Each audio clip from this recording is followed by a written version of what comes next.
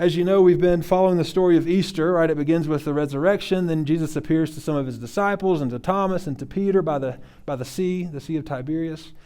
And then the last few weeks, we've been back into the Gospel of John, into the ministry of Jesus, right? We're kind of going backwards a little bit. And so today we're going to continue that idea, preaching through the Gospel of John. We're going to be in John chapter 5 today. Now, the story that we're going to read, I want to say this quickly because I think it's very helpful. My family and I, we've gotten used to now watching this new TV show called The Chosen. Has anyone watched? I see a hand wave. Heard of The Chosen? It's a very good show. It's a show that's about Jesus and his disciples. Him picking his disciples and then him beginning his ministry. Now, I will say this. My wife and I are very much not the typical cheesy Christian people. I don't know how to say this the right way. There's most people were telling us, you need to watch The Chosen. And we were like, we thought it would be cheesy, which a lot of Christian things are.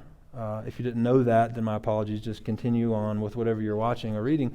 But for us, it was like, I don't want to just watch this cheesy Christian show. And so we eventually, I don't remember what it was that caused us to. We sat down and watched it, and now we've watched, there's 2 seasons, and they're still filming more, but it's very well done. And one of the episodes that I was watching a few segments of recently was this story. And so I encourage you can actually see a great clear picture of the story we're going to read today, going through watching this show, The Chosen. Now, I don't get any kickbacks from them. All right, they don't know that I said that.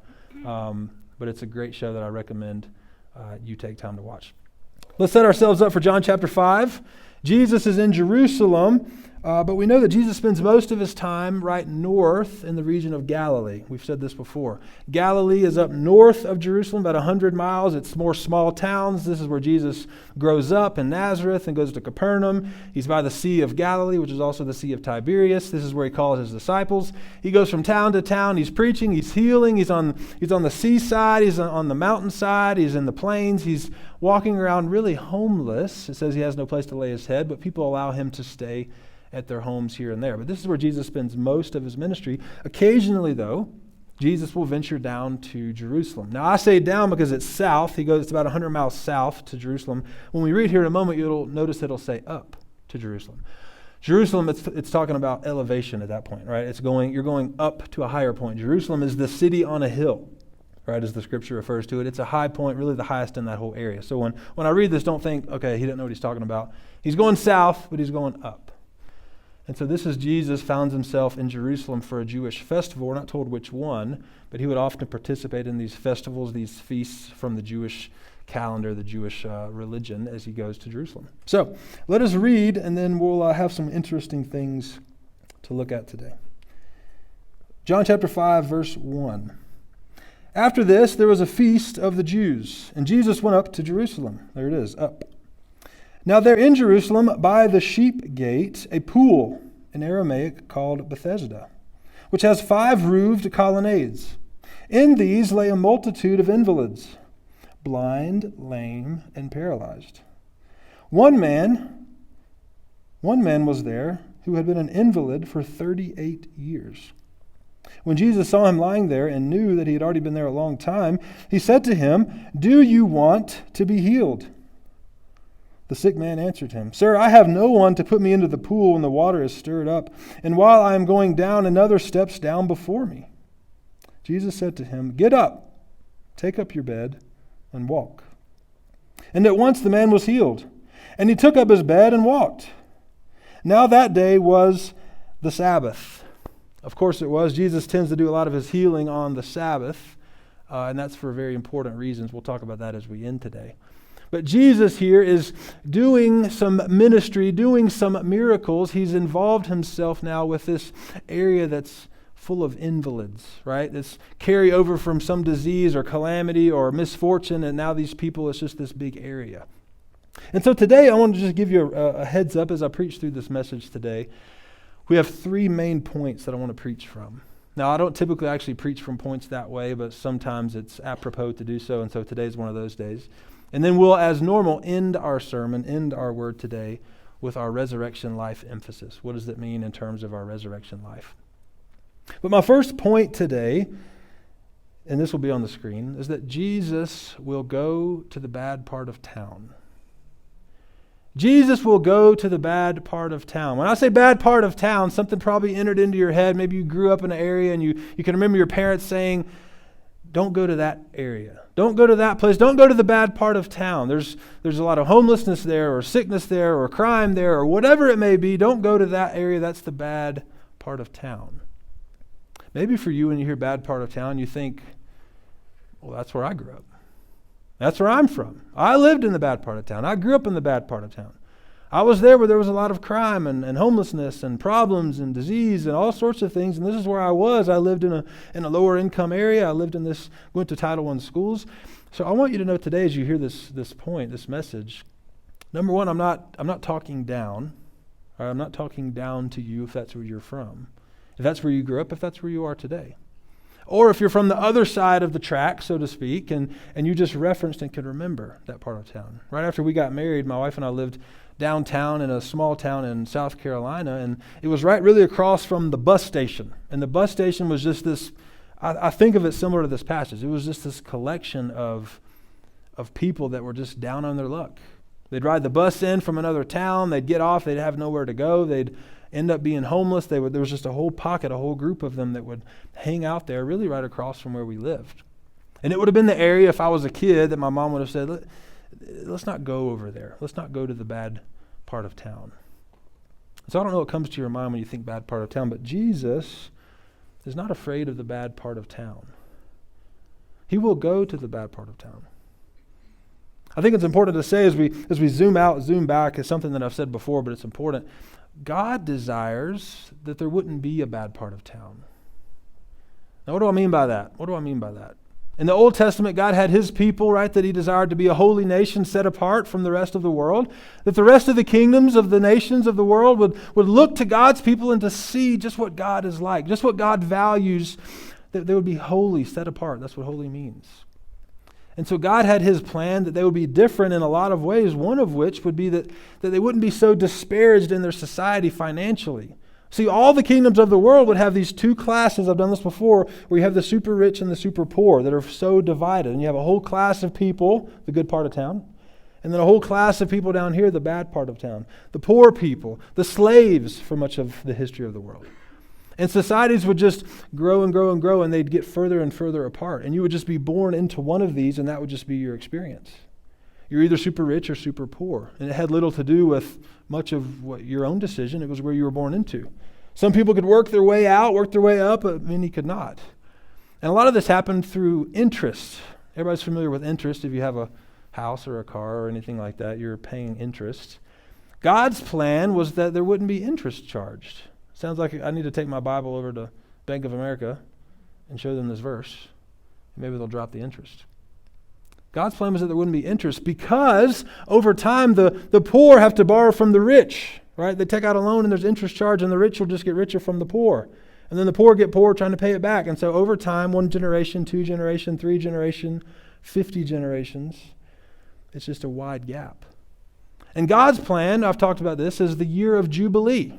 Throw behind you, remember I was talking about the year of Jubilee. This is referenced in the Old Testament, and it's basically God saying, I want my people to have a reset every 50 years. So essentially every generation or two, every 50 years, there would be a reset. We're not charging interest, and there would be a reset on society. Slaves would be forgiven, would be released. Debts that were owed were forgiven, released. Even land, right? People would buy up land, and over time, again, you have one person that's super rich that lives on 1,000 acres, and then 1,000 people living on 1 acre, right? This happens over time. We see this all the time. This would be the good part of town and the bad part of town. God desires that his people, that his kingdom, right, that there's equity involved for people to have opportunity. And that every 50 years, the land is returned back to the original family, the original clan, that debts are forgiven, that all of these things, so that as society begins to have a rich and a poor part of town, it resets and resets. This is God's hope, God's plan as he institutes justice, which is perhaps one of the more popular words in all of the Bible. God desires that his kingdom, his community, he desires that the world will be full of justice. And so knowing all of this, Jesus now comes representing God into the world, into his ministry. And he comes to Jerusalem, right? He's used to being up in the hillsides and the countryside, and now comes to the big city. And he comes to this area, and he goes straight to probably the worst part of town. It says there's a multitude of invalids hanging around this area. I can imagine just the disease. I can imagine the homelessness. I could imagine the despair and the brokenness. All of this going on in this area. And this is where Jesus goes to. This is Jesus. He will go to the bad part of town. And now Jesus is there to bring healing. So for you today, I want to speak to you for a moment, because at the end of our service, I'm going to give you an opportunity to come down. We have more space on this side than this side, but I want to give you the opportunity to come down to receive prayer for healing. Now for you, maybe you have an ailment, a sickness, a disease that's physical. Maybe for you it's mental. You suffer from depression, from anxiety. You can't get your thoughts straight. It's destroying your life. Maybe your disease, maybe your sickness is spiritual. You have an addiction.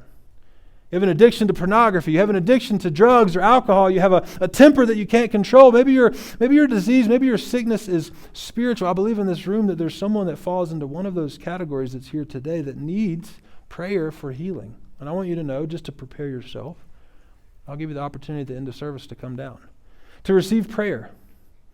And we'll pray in the name of Jesus that you might be freed from whatever this illness, this sickness, this disease might be.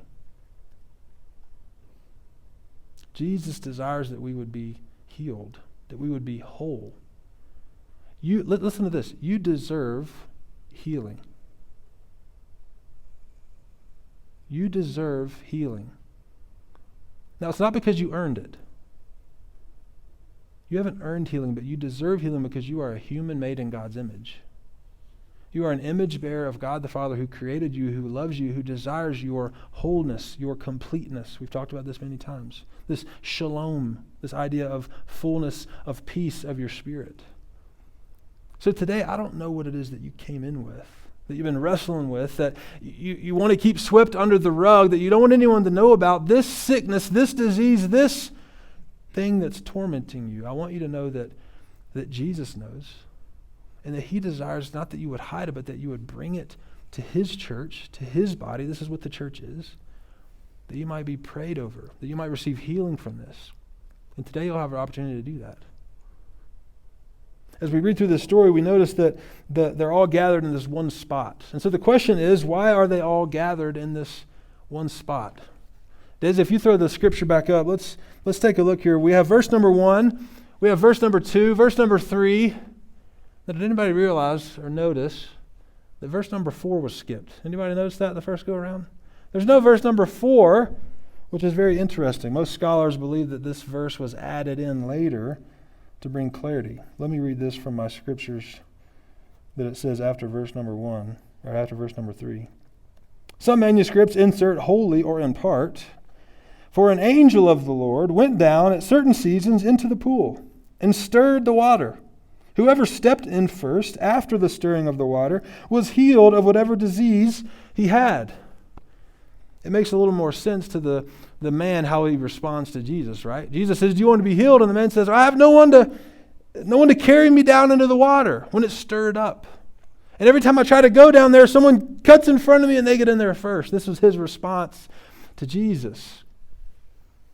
And so this was added in verse number 4 by some scholars later on to bring context to what's going on. Now, we don't know what exactly this means. We don't know what this angel of the Lord that they're referencing, what this might mean, but it was believed that this pool brought some forth of a blessing through the form of healing, and that every now and then this water would stir up. There would be a splash in some way. And the people just try to run and get to be the first one to touch this water. They might get healing. And that's the reason why there's a multitude of invalids, of sickness, of homelessness, of hurting, of brokenness. There's this mass collection of humanity here gathered around this pool. And Jesus will go to the bad part of town. Jesus is not afraid of this thing. He's not afraid of brokenness. And as the church, we desire to be a place that mirrors the very understanding of Jesus, that we might bring healing, that we might receive people from whatever walk of life. with whatever sickness, whatever hurt, whatever pain that you might have come in with today. I pray that you would come in knowing that we want to welcome you and greet you and receive you and be with you and help bring wholeness and healing to your life and to walk alongside you, and not a place where you need to hide it and cover it and hope no one finds out. That's not the point of the church, and that's not what we see from Jesus' ministry.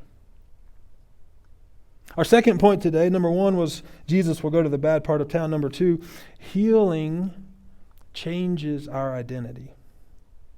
Healing changes our identity. Jesus will ask us if we want to be healed. It seems a rather odd question, right? He goes to this man that's been sick and hurting and invalid, and really he can't walk for 38 years. Personally, I'm 36 years old, in case you didn't know that. I'm thinking this man has been sick and hurting and stuck in this place longer than I've been alive. 38 years this man has been there stuck. And yet Jesus comes and doesn't just say, well, yeah, you want to be healed, you're healed. He asks him this question that's kind of a head scratcher. Do you want to be healed? Do you want to be healed? This man had been sick for 38 years. You may have heard the phrase before, time heals all wounds. You heard that phrase before? It's a nice Hallmark phrase, it's inspirational quote. It's not true. It's not true. Time doesn't heal our wounds. What time does, and what you've probably become familiar with, time allows us the opportunity to become familiar, to become comfortable with our sickness, with our disease.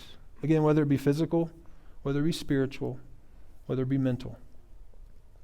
Time doesn't heal us. Time just affords us the opportunity to become familiar with it, to become comfortable with it, to where it becomes sort of part of our identity. Well, this is just who I am. There's so many things that maybe we'd want to work through and improve upon in our lives that we're stuck and struggling with, that we keep to ourselves. And after time, month after month, year after year, this thing just becomes, well, this is just me. Well, this is just who I am. Maybe you're the person that's always late, and then that's just become who you are. Well, that's just me. Yeah, I'd love to get there on time and be right, but I'm just always late, and it's just, I'm just late. I'm always late. And it becomes not something you want to work on or improve upon. It just becomes, well, this is just me. This is just my identity. That may have stepped on a lot of toes in the room. Maybe for you,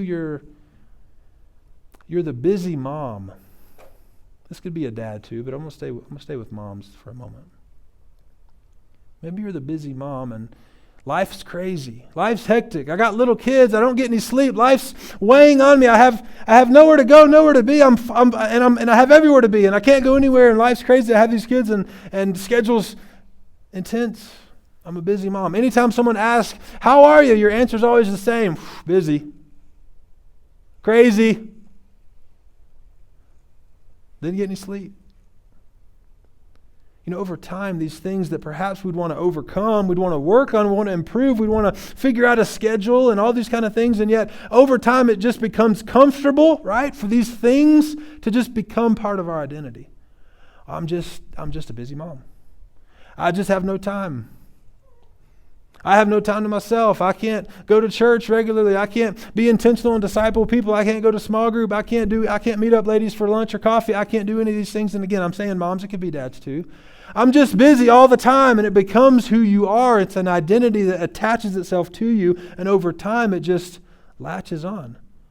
And if all of a sudden you weren't able to say I'm a busy mom, you don't know how you might even describe yourself. If you can't answer, busy, whenever someone asks you, how are you? Don't we all do that? How's life? Busy. It's just the go-to answer. Maybe you have a short temper. Maybe you get angry quickly. You get frustrated with people quickly. And people actually know this about you, but over time, instead of working to overcome that, to free that, to seek counseling for that, to talk to someone about it, to work on it, you've just allowed it instead to become who you are. Oh, that's just the guy with a short temper. Don't mess with him. Don't talk to him. Don't look at him sideways. He's going to come at you. It just becomes who you are, and it's easier to allow this disease, this sickness, this brokenness to attach itself to you, and it becomes who you are. Maybe the most common one that I've heard time and time again is, oh, I'm just an addict. Oh, I'm just an addict. Yeah, that's just who I am. I'm going to be someone who's always addicted, and maybe I'll have seasons where I come and go, but I'm just who I am. I'm an addict. Man, I've heard that many times. See, when we're not careful over time, we allow our brokenness, our issues, our struggles, the things that we would love to overcome, right? If we're honest, we allow them over time to just become part of who we are. That becomes our identity. And so when Jesus comes to this man who's been sick and an invalid for 38 years, this is this man's identity. He doesn't know who he is other than the cripple that's laying on the floor, laying on the ground by this pool, trying to get in to be healed. That's who he is. And so Jesus comes and says, do you want to be healed? I ask you that question today. Do you want to be healed? Because healing changes our identity. The things that have been added onto us that weigh us down, that have become our identity, we're asked to strip those away, to let those go, to leave them behind, to walk in a new path, a new way, following Jesus as our Savior, freeing us from those things. When Jesus asked this question, it's such a deep dive into the human experience. I think about homelessness and generational poverty and drug abuse, and these aren't things where you just like snap a finger and it's fixed. Man, guys, I've had so many conversations, and you probably have too, with homeless people. Back when we lived there, and many right across the street, you go downtown in many places, you see them all. You know where they are. And oftentimes my heart just breaks for them. And I'll sit and talk with them for a minute if I have time. I'll give them a few dollars, whatever I have, if I have it.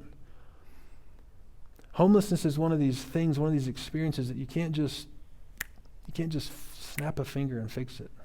Hey, do you want to stop being homeless? There's so much that's involved with like life repetition and identity that's become and they've burned bridges, they burn relationships with family, and they'll talk about their brother or their mom or their dad that they can't even talk to anymore, and now they're stuck here where they are, and no one wants to reach out and help them anymore. And now they've turned to drugs and alcohol, and that's more of what keeps them going, and they're alone a lot, so now they talk to themselves, and their mental state starts to slip. All of these things come from this one thing of homelessness. And today's message isn't specifically on homelessness, but it's a picture that I think helps us understand this condition of our sin, this condition of our brokenness. It's not just a snap of the fingers and we're all different. There's a lot of causes and a lot of baggage that comes. And when Jesus asks this question, do you want to be healed? He's not joking. He's not being sarcastic. He's not like, obviously. He's asking this man, do you want your identity to be changed? Because I can change it. I can change it. Jesus can change it just like that. Jesus is the only one who can change it just like that. And he asked this man, do you want to be healed? And for us, I want you to hear the same question. For whatever it is that you're dealing with, struggling with right now, do you want healing? Because from healing comes a process of restoration where you walk forward and where someone's walking with you. This is ideally the church. It's walking step by step, because it's not just like, oh, I'm good, I'm healed, and I step, and now I've fallen back into whatever it might be. You need someone to walk alongside you, to walk down the path with you, and it's a decision that you'll make each and every day. With healing comes responsibility. Hey, now you're healed. Go and walk. Go and be free. Go and share the good news. Go and be a representative of what a healed person might be. We need people to walk alongside us to do this. This is what the church is for. Jesus is asking you today, I'm asking you today, do you want healing? Do you want to be healed? Do you want to overcome these things? Or have you become so attached, so familiar, so comfortable with what you once wanted to get over, and now it's just become who you are? Now it's just your identity. Now you wouldn't know how to describe yourself any other way. I want to tell you today that there is a way. There is a new way. There is a change that comes, and it's not through my own power, it's through Jesus. Jesus that can heal us. Jesus that can free us. Jesus that can release us. And you'll notice what the man says when Jesus says, do you want to be healed? He doesn't respond with, yes, yes, Lord. This man actually doesn't even know who Jesus is. The next chapter tells us he's like some man. He didn't know who he was. This man responded perhaps how many of us have responded before. He had an excuse. Jesus says, do you want to be healed? He says, I got no one to take me down to the water. I got no one to carry me down there, and people always keep getting there before me. Have you ever tried to give someone advice?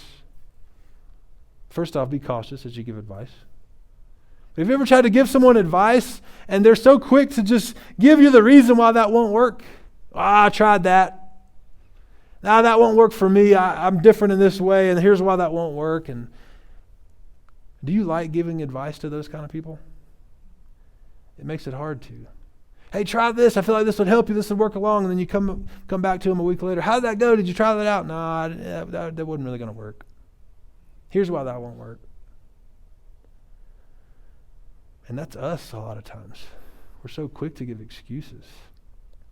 We've tried the ways of this world. We've tried the things of this world to help fix whatever problem we have. These people are next to this pool, and who knows what's going on with this pool, but they believe something about this pool is going to heal them, and they've tried and tried again, and it's not working. And this man is like, Jesus, I have no one to take me to the water. And when we're asked for healing, oftentimes we're ready to give an excuse, a reason why, well, that just won't work. I can't just come down front and pray for it. That prayer is not going to do anything. I've gone to church before. I've tried to pray before. I tried to invite someone into my life before to walk with me. It just doesn't work. It's not for me. Man, we're so quick to give excuses. And Jesus isn't even worried about the pool for this guy, right? He doesn't respond about the pool at all. The man says, I got no one to take me to the pool, and people keep beating me down there. And Jesus just says, you're healed. Get up. Take up your bed and walk. Get up. Pick up your bed. Pick up your mat, whatever he had lying there that he had been laying on for 38 years. Pick it up and walk. Jesus can bring healing. And as the church, we get to walk alongside people that need it.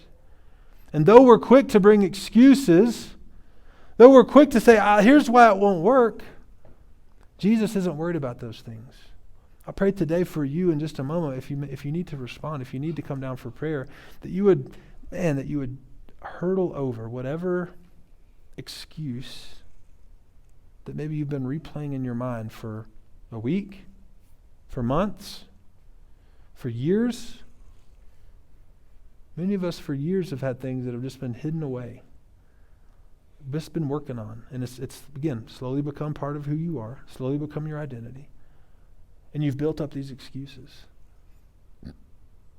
Jesus is ready to heal you from whatever is bothering you. He desires to. Our last point today, Jesus values people over rules. This is kind of a controversial point, perhaps. Jesus values people over rules. The very last sentence of this story is, and it was the Sabbath. And it was the Sabbath. I can say that Jesus values people over rules because I know that the point of the rules, the reason of the law, the reason that the Sabbath was instituted for the Jewish people was for the benefit of the people.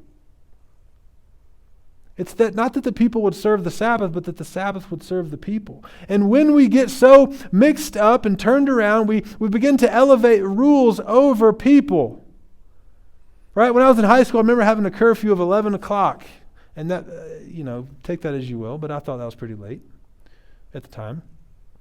And I had to be home at 11 o'clock, and I would remember be hanging out at my friend's house, and it's like, oh crap, it's 10:54.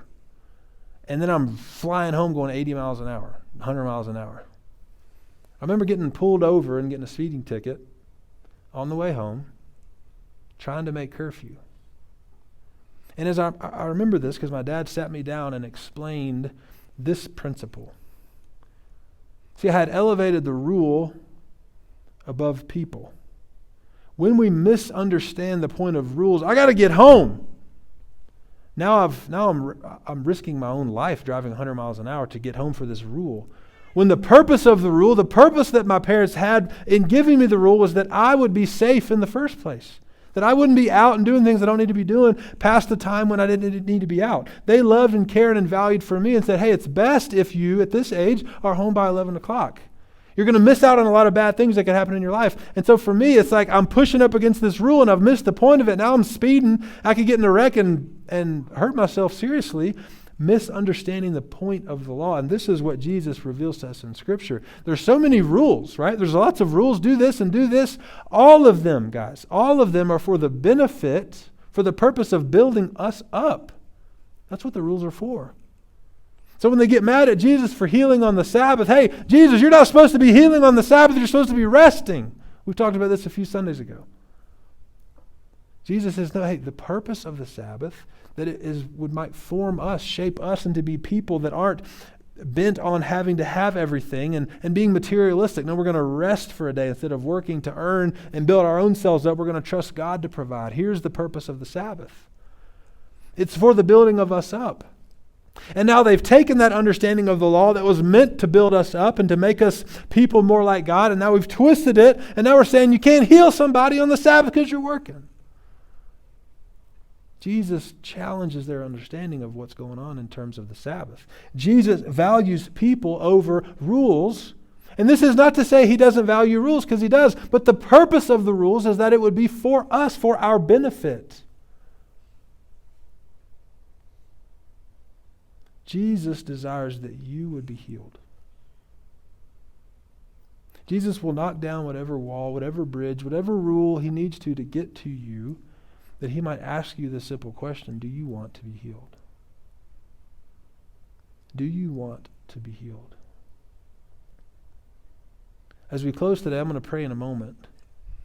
But I want to ask of you, in fact, I want to plead with you. I don't know who it is in this room. It could be 20 people in this room. It could be one person in this room that needs to receive prayer for healing. You've been holding on to something. You've been trying to accomplish it or fix it on your own. Over time, you've just allowed it to become who you are. You're not really concerned with it anymore, and yet when I bring this up, it's something that pops into your head right now. Something you're struggling with, something you're wrestling with, something that you need to let go of. You need to ask Jesus to heal you from. And today, I want to have the opportunity to pray for you, to pray over you. I'm going to be down here on the side. I've asked John Henson, wherever he is, he's going to come down over on this side. The band's going to be playing a song, singing together. And if you need to receive prayer for healing, you can share with me and John as much details as you want or as little. It's not about that. But we want to have the chance to pray for you. And I want to give you the opportunity that if you need prayer for healing, to come down and respond as God leads. So I'm going to pray. I'm going to invite the band to come back up. And then afterwards, I'm going to step over here to the side. And if you need to come and receive a prayer for healing in some way, I want to invite you to do so. Let me pray for us.